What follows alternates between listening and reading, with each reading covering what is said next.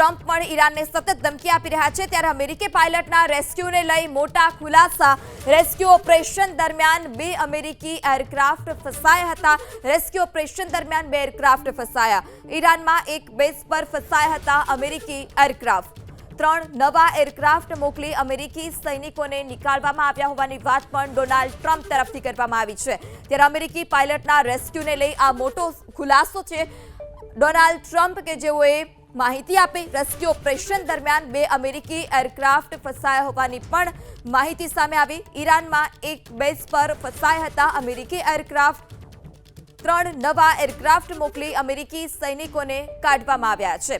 ત્યારે આ તમામ વચ્ચે રાષ્ટ્રપતિ ડોનાલ્ડ ટ્રમ્પ અમેરિકાના કે જેઓ ઈરાનને ધમકી આપી રહ્યા છે। ફરી એક વખત રાષ્ટ્રપતિ ટ્રમ્પની ઈરાનને ધમકી। ટ્રમ્પના અલ્ટિમેટમને હવે 24 કલાક બાકી છે। તહેરાનમાં તબાહી મચાવવાની ટ્રમ્પે ધમકી આપી છે। ટ્રમ્પે ઈરાન સામે મૂકી છે 2 શરત। હોર્મુઝ ખાડી ખોલો અથવા તો અમેરિકા સાથે સમજૂતી કરો। અમેરિકાએ અગાઉ 10 દિવસનો સમય આપ્યો હતો। ત્યારે મહાયુદ્ધમાં ડોનાલ્ડ ટ્રમ્પ કે જેઓ અગાઉ પણ અલ્ટિમેટમ આપી ચૂક્યા છે। ફરી એક વખત ઈરાનને અલ્ટિમેટમ આપવામાં આવ્યું હતું જેમાં હવે અલ્ટિમેટમને 24 કલાક બાકી છે।